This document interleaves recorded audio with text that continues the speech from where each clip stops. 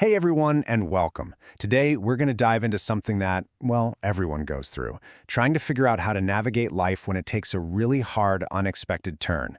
We're going to be drawing on the incredible wisdom in Maggie Smith's book, Keep Moving, and we'll explore how we can find our way forward after everything's changed. You know, it's a question that can feel absolutely massive, can it? After a big life event, a divorce, a loss, a huge setback, the path forward just looks blank. It's that feeling of being completely and utterly lost, just wondering how in the world do you start a new chapter when the last one ended so suddenly? And that is exactly where the author, Maggie Smith, found herself after her divorce.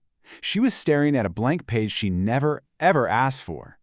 But, and this is the key part, instead of just seeing it with fear, she started to see it as an opportunity, a chance to revise, to actually reimagine the story of her own life. I just love this way of looking at it. It's such a great reminder that the real value isn't just in getting to the end of the book. It's in the process, in living the story itself, page by page, even when the plot takes a twist you never saw coming. It's all about being present in the chapter you're in right now. So, how do we even start this revision? Smith suggests we ask ourselves some really powerful questions. Let's just take that second one. What have I sacrificed or abandoned? Now look, this isn't about beating yourself up with regret. Not at all. It's more like a tool, a way to rediscover a passion, or a hobby, or even just a piece of yourself that you put on a shelf for a while. It gives you a starting point, a little map to begin reclaiming your own story. But let's be real. Revising your story often means dealing with feeling, well, broken. So how do we handle that? This next idea offers such a beautiful perspective. Instead of trying to hide the damage, what if we could make it a source of beauty and strength? And this leads us to this amazing Japanese art form called kintsugi. When a piece of pottery breaks, the artisans don't just try to glue it back together seamlessly. No, they use a special lacquer, often mixed with powdered gold, to repair the cracks. So, here's the crucial point. The repair isn't meant to be invisible. In fact, it's the opposite. Those glittering gold lines become a celebrated part of the object's history, a beautiful testament to its survival. The piece is actually seen as more beautiful and more valuable because it was broken and then repaired with care. And what a powerful metaphor for our own lives, right?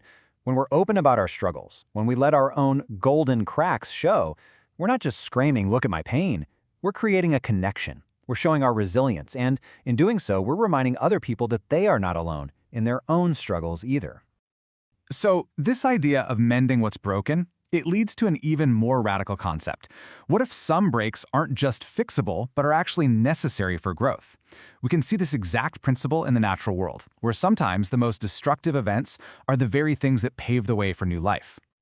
I mean, just think about a forest fire. It looks like total destruction, right? But for some ecosystems, it's absolutely essential.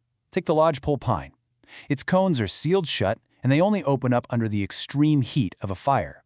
The fire clears away all the old stuff and allows a brand new, more resilient forest to literally be born from the ashes. Now, what's really fascinating here is how this applies to us. We've all heard of post-traumatic stress and the harm it can cause, but researchers have identified another possible outcome: post-traumatic growth. This is the idea that working through and overcoming really tough challenges can lead to this incredible positive transformation, where people find a deeper appreciation for life, they build stronger relationships, and sometimes even find the courage to take on new things they never would have before.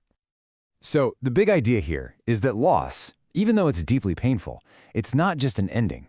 It creates a space, an empty spot where you get to ask, okay, what could bloom here now? It's not about getting back what you lost. It's about creating limitless new possibilities in that new, open space. Which brings us to the internal process. Because before all that new growth can appear, there's often this messy, confusing, and sometimes really lonely middle phase, the period of transformation itself. Think about the journey of a butterfly. A caterpillar doesn't just sprout wings one day. Inside that chrysalis, it dissolves into this kind of goo before it completely reforms. But, and this is the part that blows my mind, scientists have found that the butterfly can actually retain memories from its time as a caterpillar. It is completely, fundamentally changed, yet it's still itself. That chrysalis phase can feel so isolating. And if you feel that way, I just want you to know you are not alone in feeling alone. A recent Harvard study found that a whopping 61% of young adults and more than half of moms with small kids report feeling seriously lonely. It is a deeply, widely shared human experience.